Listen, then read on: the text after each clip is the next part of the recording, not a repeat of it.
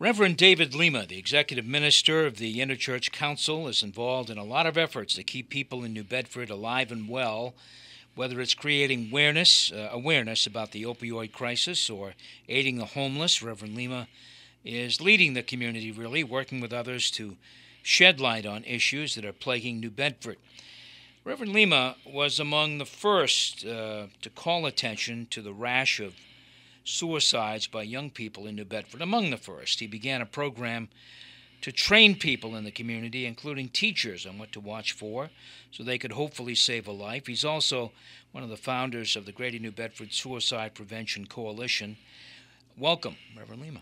Thank you, Jim, and again, thank you to WBSM for always leading the effort to raise awareness and help us. These subjects are not easy to talk about,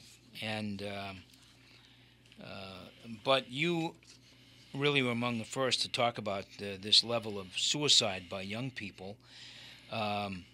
It seemed at its highest level a few years ago. Is it still as bad as it was? Has it lessened at all?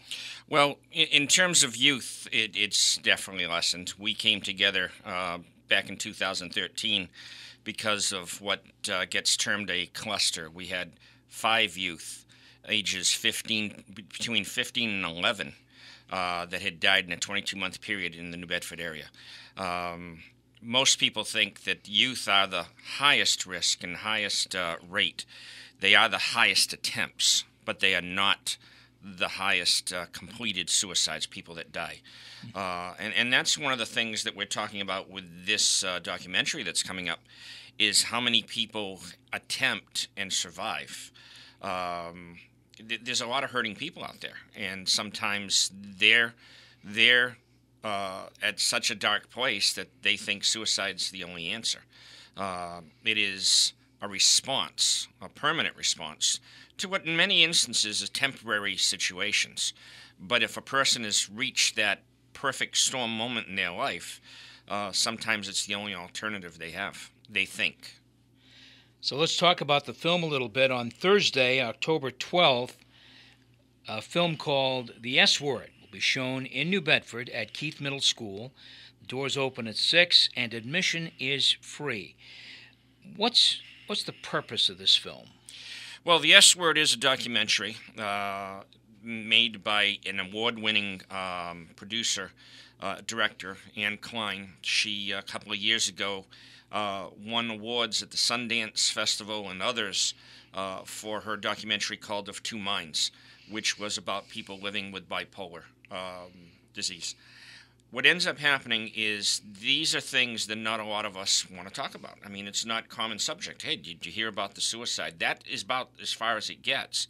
We don't delve into the numbers. We don't delve into the situations and what we can do.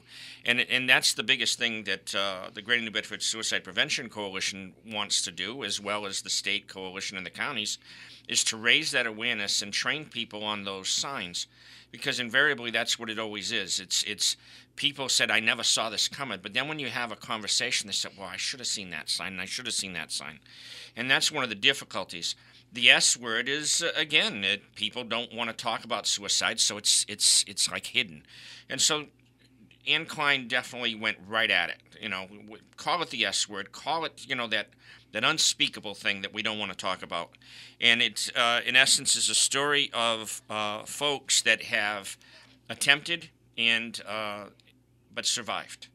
And it's their story, what brought them to that place, what continues to sustain them today. Some of these folks have gone on to become advocates, to raise awareness and to help save other people. That's always one of the big things we're trying to do.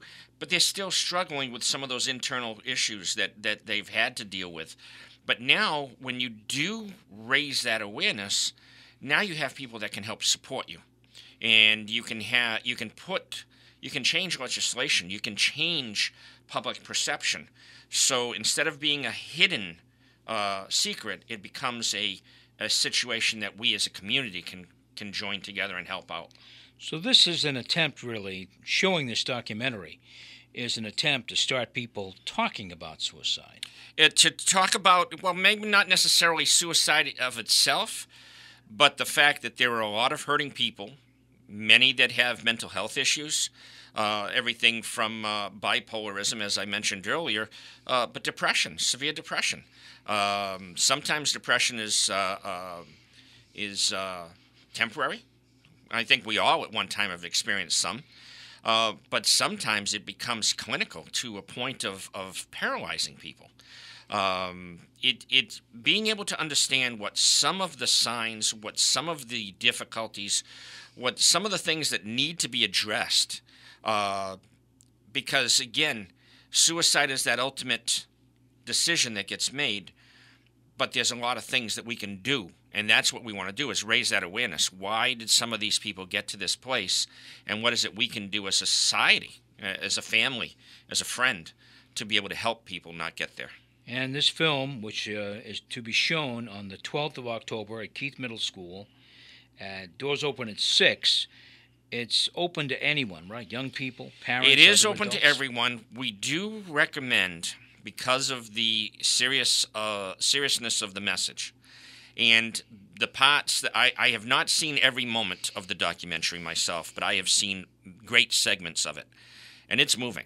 It's going to touch people, put some tears in my eyes, and I've seen a lot of things, and I've been in a lot of places. We are recommending that this be for ages 15 and up.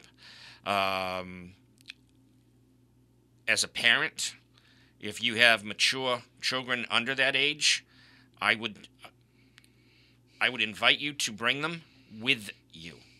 But again, I think this is not something that you want to drop off your child to see by themselves. In fact, even more so, I think parents need to be aware of it, because there's a lot of stresses that are going on out there. There's a lot of difficulties. And quite frankly, when we do not understand the situation, that's when there's more fear, and that's when people can make wrong decisions. You're listening to Townsquare Sunday. My guest is Reverend David Lima. We're talking about a documentary entitled The S Word, which will be shown in New Bedford on Thursday, October 12th at Keith Middle School. The doors open at 6 p.m. and the showing absolutely free. How did it come to be decided that this film will be shown in New Bedford? Did you lobby for it? Did you hear about it? How did that work? There are people at both the state and county level. Greater New Bedford Suicide Prevention Coalition has very little funding. I'm grateful that this state is one of the few states that actually put some money through the Department of Public Health into suicide prevention. But, we're all volunteers doing this. I'm grateful that the Interchurch Council has seen this as something important enough that they have put some resources, including all my time, behind it. But the thing is some of those folks go to a national conference where some of the latest techniques, latest counseling, latest theories are presented. Conferences are very good for that. This was announced. This actually is just now starting to premiere on the West Coast. And we are actually going to be the first East Coast theater. And obviously, it's not a theater, it's the middle school. But we're the first East Coast showing, the premiere for this movie.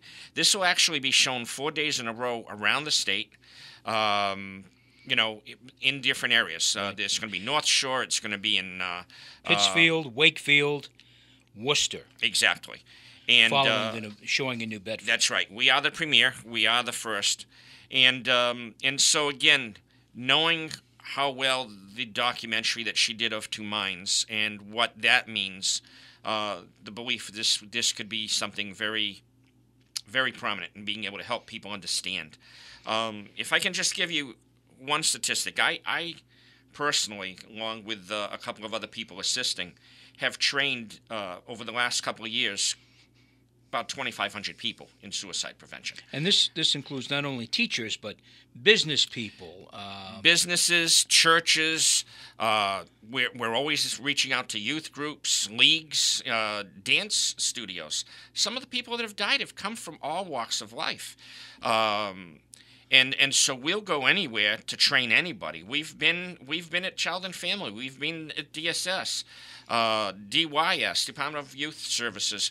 We will go anywhere to train anyone. We've trained Parks and Rec for their summer program.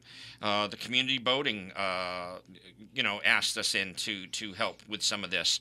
Anybody who deals with large groups of people, and especially youth, you want to make sure they're aware of what's going on. And it's a free training. We will train it. Like I said, there's one training that we do.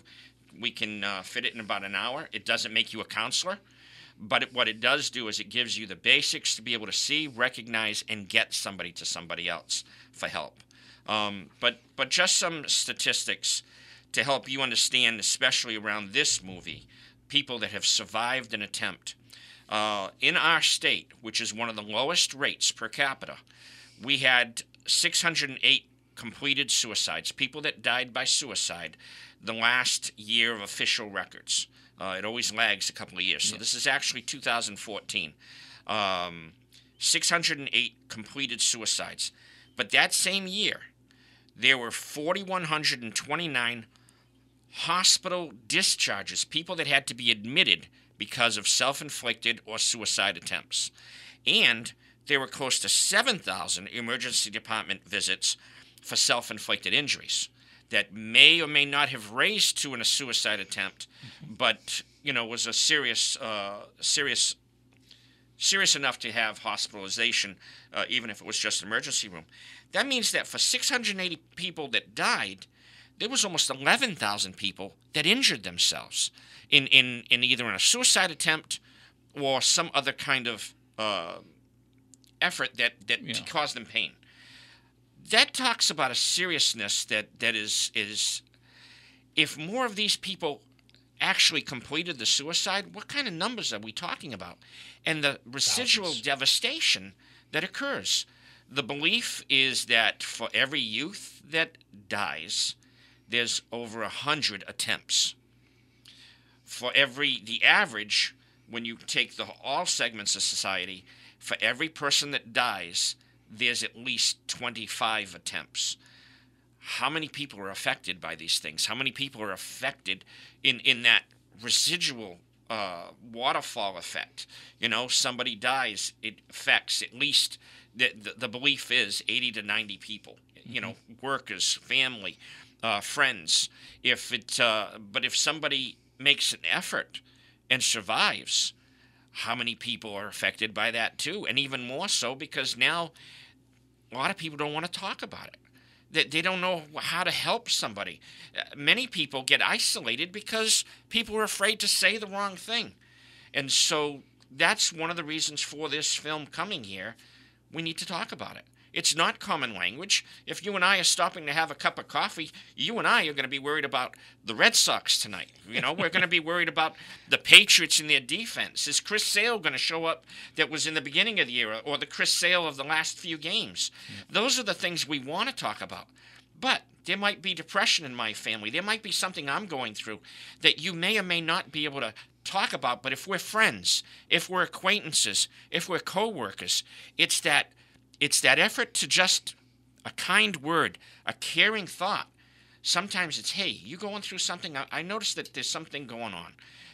I just want you to know, as important as we think sports are, or fashion, or cars, or whatever else that somebody has as hobbies, caring about each other is even more important.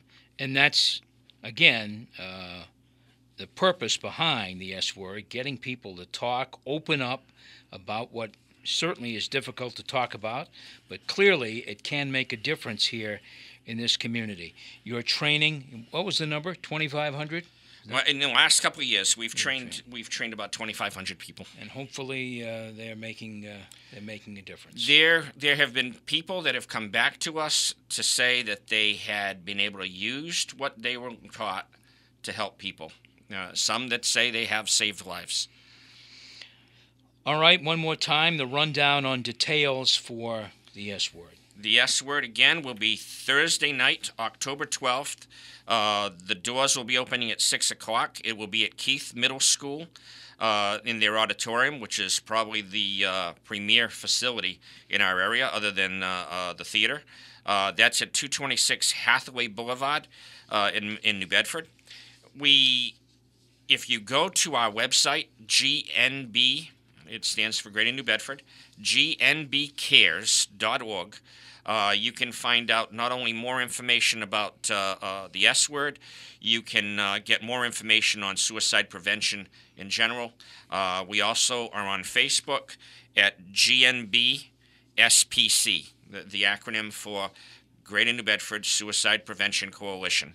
And you can, again, see different information there. And if somebody would want any training, if somebody would like to set something up in their school or business, private school, anywhere, just contact us through the Facebook page or through the website.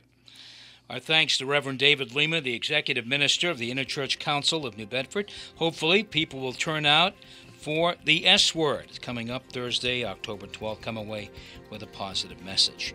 Thank you all for listening to Townsquare Sunday, heard every Sunday morning at 6 a.m. on 1420 WBSM. My thanks to WBSM Production Director Jason Kent and Digital Producer Casey Sylvia for their work in getting the program on the air and on our website. Please join us next week for Townsquare Sunday. Until then, have a great week and a wonderful Sunday.